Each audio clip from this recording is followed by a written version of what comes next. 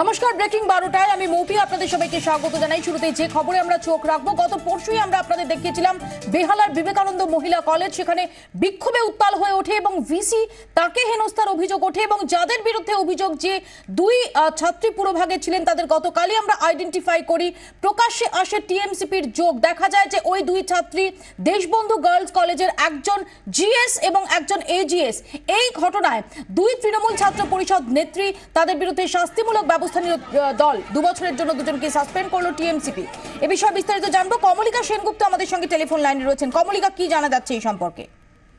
দেখো, টিঙ্কু এবং ওয়াহিদা যাদেরকে আমরা পয়েন্ট আউট করেছিলাম এবং যারা এই দিনের ঘটনায় জড়িত ছিল, এই দুজনকে কিন্তু তৃণমূল ছাত্র পরিষদের তরফ থেকে 2 বছরের জন্য পাশাপাশি তাদের কাছ থেকে তাদেরকে শো কজও করা হয়েছে যে এই ঘটনায় তারা কেন কিভাবে লিপ্ত হলেন তার কিন্তু ব্যাখ্যা দলের কাছে, তৃণমূল ছাত্র পরিষদের কাছে দিতে হবে। তার পাশাপাশি এই দুজনকে কিন্তু আগামী 2 বছরের জন্য সাসপেন্ড করলো তৃণমূল ছাত্র পরিষদ। কমলিকা, যেভাবে নির্বাচন চলছে তার মধ্যে এই ঘটনা সেই জায়গা থেকে কি তড়িঘড়ি এই সাসপেনশনের সিদ্ধান্ত? একেবারেই মৌপিয়া, কারণ আমরা দেখতে পাচ্ছি যে বিভিন্ন বিষয় নিয়ে বিরোধীরা ঘিরে পেরেছে শাসক দলকে এবং বারবার বিভিন্ন বিষয় নিয়ে চাপ সৃষ্টি করা চলছে এবং তার মধ্যে সবচেয়ে নতুন সংযোজন হচ্ছে এই পরশুদিনে যে ঘটনা ঘটেছে এবং তাকেও, সেই ঘটনাও কিন্তু কালিমালিপ্ত করেছে দলকে। সুতরাং নির্বাচন চলাকালীন যখন সব জায়গায় প্রচারের দলনেত্রী, সেখান থেকে দাঁড়িয়ে কিন্তু খুব উঁচু জায়গা থেকে এই নির্দেশ গেছে এবং সঙ্গে সঙ্গে এই সিদ্ধান্ত নেওয়া হয়েছে। কমলিকা, ধন্যবাদ। কমলিকা সেনগুপ্ত আমাদের সঙ্গে এতক্ষণ টেলিফোনে কথা বলেন এবং কমলিকা আমাদের যেটা জানালেন, ওয়াহিদা খাতুন এবং টিঙ্কু দাস যে দুজনকে গতকালই চিহ্নিত করা গিয়েছিল যে যারা আদৌ ওই কলেজের ছাত্রী নন, যারা আসলে দেশবন্ধু গার্লস কলেজের জিএস এবং এজিএস, তাদের দুজনকে 2 বছরের জন্য সাসপেন্ড করার সিদ্ধান্ত নেওয়া হয়েছে এবং যেটা জানা যাচ্ছে যে দলের উচ্চ পর্যায় থেকে এই নির্দেশ গেছে। এবার চোখ রাখুন নির্বাচনের খবরে।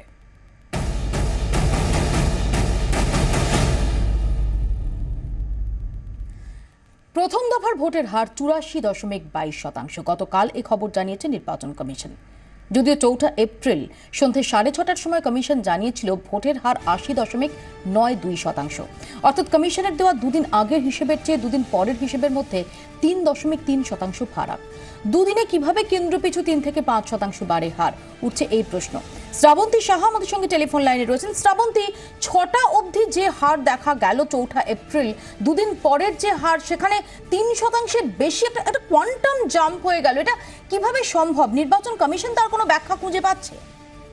নির্বাচন কমিশন কর্তাদের যে যুক্তি রয়েছে যে যেহেতু যে সময় প্রেস মিট করা হয়েছিল, নির্বাচন কমিশনার যেটা বলেছিলেন সেটা বেলা 5টার হিসেব রয়েছে, যদিও সন্ধ্যে 6টা পর্যন্ত ভোট গ্রহণ হয়েছে এবং সেক্ষেত্রে দেখা গেছে বহু জায়গায় বহু মানুষ লাইন দিয়ে দাঁড়িয়েছিলেন।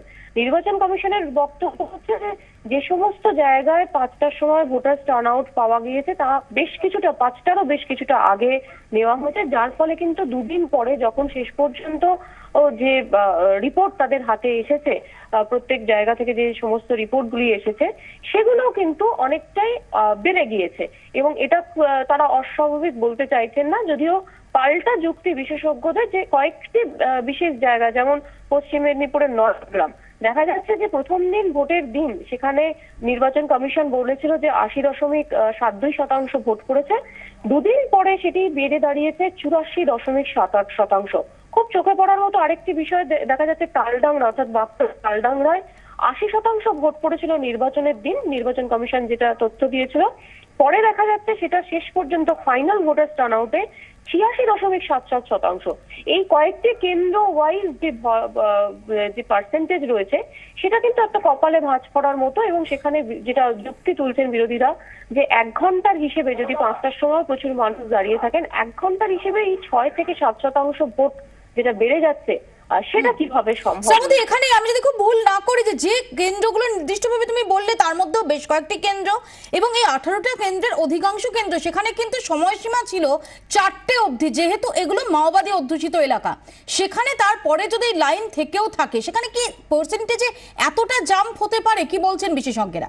দেখো, এটাই একটা অনেকটা প্রশ্ন হয়ে উঠছে যে যেহেতু যেখানে যদি অন্তত যে কেন্দ্রগুলিতে এই 6 থেকে 7% ভোট পেরেছে সেখানে কি এত মানুষ দাঁড়িয়েছিল, এটা একটা যুক্তি তারা দেখাচ্ছেন। যদিও নির্বাচন কমিশনের বক্তব্য রয়েছে যেহেতু এই সমস্ত জায়গাগুলি অত্যন্ত গরম এলাকা এবং সেখানে মানুষ কিন্তু দুপুর বেলাতে ঠিক সেই অর্থে ভোট দিতে আসেন না, বিকেল বেলা দীর্ঘক্ষণ লাইনে দাঁড়িয়ে থাকেন, ফলে এই যুক্তি। কিন্তু সেখানেও কিন্তু একটা প্রশ্ন উঠে গেছে যে যেদিনকে ভোটের দিন ছিল তারপরও 2 দিন লেগে গেল, এমন ইনফ্রাস্ট্রাকচার, এত উন্নত ইনফ্রাস্ট্রাকচারের পরেও কমিশন দেখাচ্ছে যে 2 দিন লেগে যাচ্ছে, তারপরে তারা ফাইনাল ভোটার টার্ন আউট দিয়েছে। এর কিন্তু সঠিক উত্তর এখনো পর্যন্ত পাওয়া যায়নি। শ্রাবন্তী, ধন্যবাদ। শ্রাবন্তী সাহা আমাদের সঙ্গে এতক্ষণ টেলিফোনে কথা বলেন এবং নির্বাচন কমিশনের দেওয়া এই যে হিসেব, যেটা ভোটের দিন সন্ধ্যে 6:30টার সময় নির্বাচন কমিশনের তরফ থেকে যে পার্সেন্টেজের কথা বলা হয়েছিল, দেখা যাচ্ছে যে তাতে একটা বড়সড় জাম্প, অন্তত 3.3% গড়ে ভোট বেড়েছে এই 18টি কেন্দ্রে। এখানে দাঁড়িয়ে বিশেষজ্ঞরা এবং বিরোধীরা তারা প্রশ্ন তুলছেন, আধুনিক প্রযুক্তি ব্যবহার সত্ত্বেও কমিশনের দেওয়া হিসেবের ফারাক কিভাবে, এই নিয়ে প্রশ্ন তুললেন রাজনৈতিক বিশ্লেষক বিশ্বনাথ চক্রবর্তী। কয়েকটি কেন্দ্রে যে ফারাক লক্ষ্য করা গেছে তা স্বাভাবিক নয় বলেও মন্তব্য করেছেন তিনি। 18টা বিধানসভা ক্ষেত্র, 4টি বাদ দিয়ে সবগুলোরই নির্বাচন সম্পন্ন হয়েছিল 4টের মধ্যে, অর্থাৎ 7টা থেকে 4টা পর্যন্ত ভোট পর্ব ছিল। তার পরবর্তী 2.5 ঘন্টা সময় ওনারা পেয়েছিলেন প্রেস কনফারেন্স যখন ভোটের পার্সেন্টেজ জানিয়েছেন। তার মধ্যে এতটা ব্যাপক তফাৎ এলো কি করে? অর্থাৎ তারা যে ভোট পার্সেন্টেজ জানিয়েছিলেন 80.92%, সেখান থেকে এতটা 3.30% বাড়লো কি করে? এবং সেটাও আবার 2 দিন পরে ওনারা জানাচ্ছেন, এই নয় যে ইমিডিয়েটলি পরের দিন জানিয়েছেন। 2 দিন কেটে যাওয়ার পরে কালকে রাত্রে যখন জানাচ্ছেন, এর মধ্যে রহস্যটা থেকে যায় কেন? তার একটা বড় কারণ যে সম্প্রতি লোকসভা বিধানসভা নির্বাচনের পরে, নির্বাচন সম্পন্ন হয়ে যাওয়ার পরে যখন প্রেস কনফারেন্সে সেই রাজ্যের সিওরা, মানে চিফ ইলেকটোরাল অফিসাররা অথবা জাতীয় নির্বাচন কমিশনের অফিস থেকে যখন জানানো হয়েছে ভোটের পার্সেন্টেজ, তার পরবর্তী সময় দেখা গেছে এখন প্রায় এক্স্যাক্টলি ওনারা বলেন অল্প বিস্তর শুধু তফাৎ থাকে, সেটাও নট মোর দেন 1%, 1% বেশি হয় না। কিন্তু এখানে দেখা যাচ্ছে 3%-এরও বেশি অতিরিক্ত মানে লোক ভোট দিয়েছে, এটা 48 ঘন্টা পরে ওনারা জানাচ্ছেন, 2 দিন পরে জানাচ্ছেন। সম্প্রতি কলকাতা কর্পোরেশন নির্বাচনের অভিজ্ঞতা কিন্তু অত্যন্ত খারাপ। স্টেট ইলেকশন কমিশনার জানিয়েছিলেন কলকাতার নির্বাচনের পরে যা ভোট পার্সেন্টেজ, তার পরের দিন উনি কিন্তু প্রায় 8% ভোট অতিরিক্ত পড়েছে বলে জানান।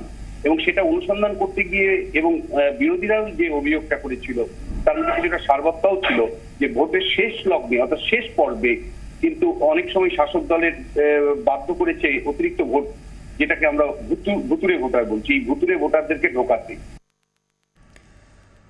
ছলে বলে কৌশলে জিততে মরিয়া তৃণমূল, শাসক দলের সাহায্যে কমিশনের একাংশের।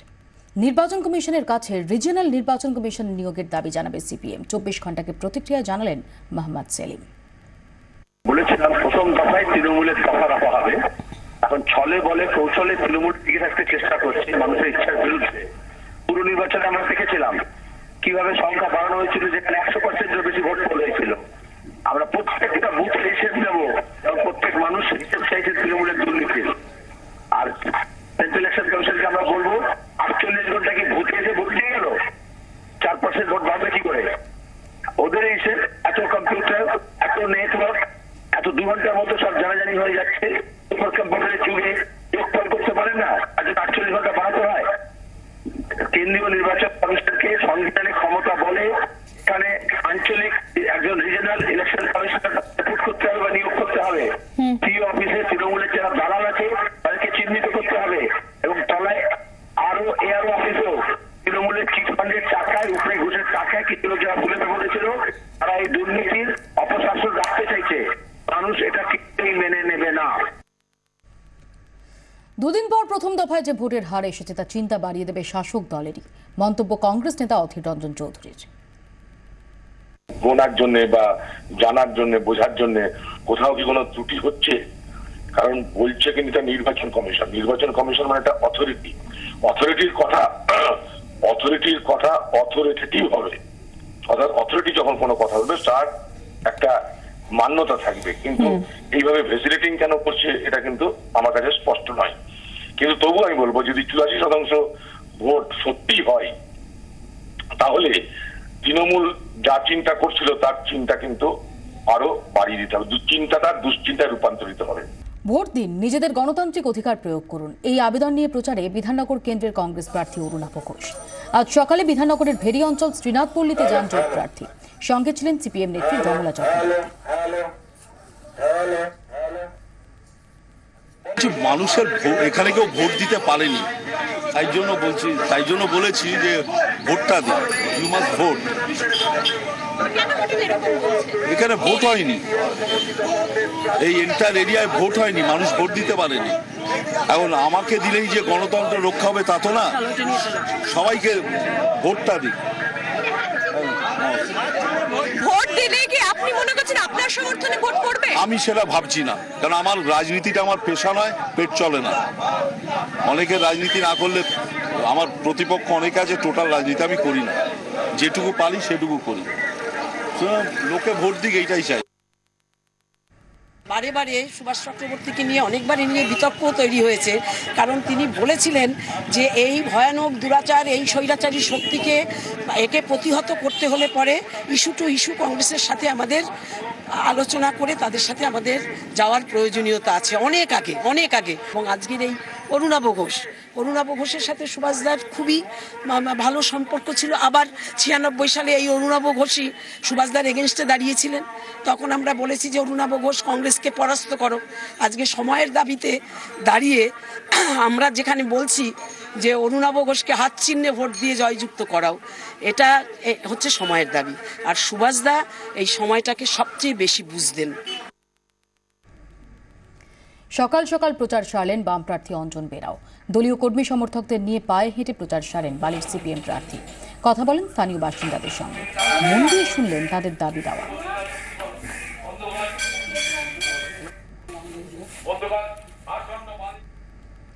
ভোটের আগে প্রশাসনের সহযোগিতায় ঘরে ফিরলেন খেজুরির 50 জন ঘরছাড়া সিপিএম নেতাকর্মী।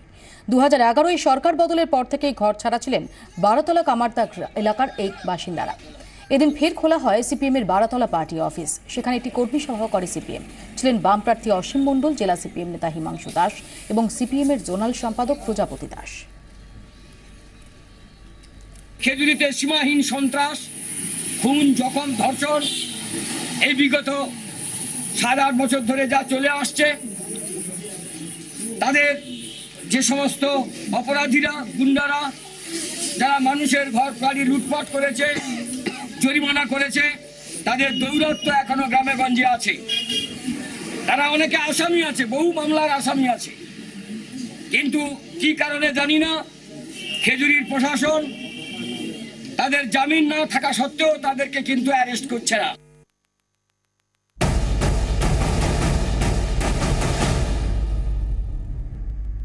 এই মুহূর্তে আমরা যেটা খবর পাচ্ছি, বর্তমানের রসুলপুর, সেখানে পুলিশ জনতা খণ্ডযুদ্ধের পরিস্থিতির সৃষ্টি হয়েছে। সেখানে একটি দুর্ঘটনাকে কেন্দ্র করে এই পরিস্থিতির সৃষ্টি হয়েছে বলে আমরা জানতে পারছি।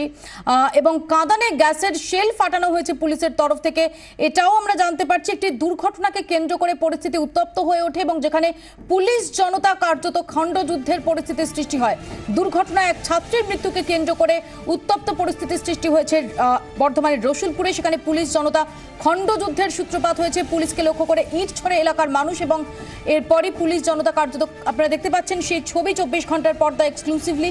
অরূপ লাহা আমাদের সঙ্গে টেলিফোন লাইনে রয়েছেন। অরূপ, ঠিক কি ঘটেছে, এখন কি পরিস্থিতি? দেখো, এখন পরিস্থিতি অনেকটা নিয়ন্ত্রণে। আজকে 1 ঘন্টা আগে বর্ধমানের মেমোরি কলেজের ছাত্রী যখন সাইকেল নিয়ে পার হচ্ছে রসুলপুর ওই বাজারের ওখানটা, বাজারের কাছে, তখনই একটি বালি বোঝাই লরি তাকে ধাক্কা মারে। সেই লরিটা যাচ্ছিল কলকাতার দিকে এবং তারপরে স্থানীয় ব্যবসায়ী এবং স্থানীয় বাসিন্দারা পথ অবরোধ করে, গাছের গুড়ি এবং যে সমস্ত পোল ছিল, ইলেকট্রিকের পোল, সেই পোল ফেলে রাস্তা অবরোধ করে। তাদের একটাই দাবি যে প্রায় নিত্যদিন এখানে ঘটনা ঘটছে, অ্যাক্সিডেন্ট ঘটছে, দুর্ঘটনা ঘটছে, তবুও কিন্তু প্রশাসন এর কোনো হুঁশ নেই। এবং তারপর দেখা যায় বিশাল পুলিশ বাহিনী ঘটনাস্থলে যায়, র্যাব যায় ঘটনাস্থলে এবং প্রথমে অবরোধকারীদের সঙ্গে তাদের বচসা বাঁধে, অবরোধকারীদের হটানোর চেষ্টা করে, কিন্তু অবরোধকারীরা পাল্টা ইট বৃষ্টি শুরু করে এবং দূর থেকে ইট পাটতে ছুটতে শুরু করে। এবং একটা সময় মনে হচ্ছিল পুলিশ অসহায় এবং তখন বাধ্য হয়ে তারা প্রথমে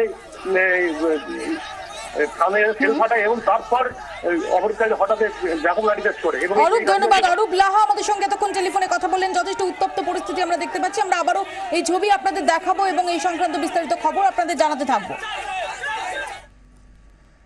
ব্রেকিং 12টা আজ এ পর্যন্ত।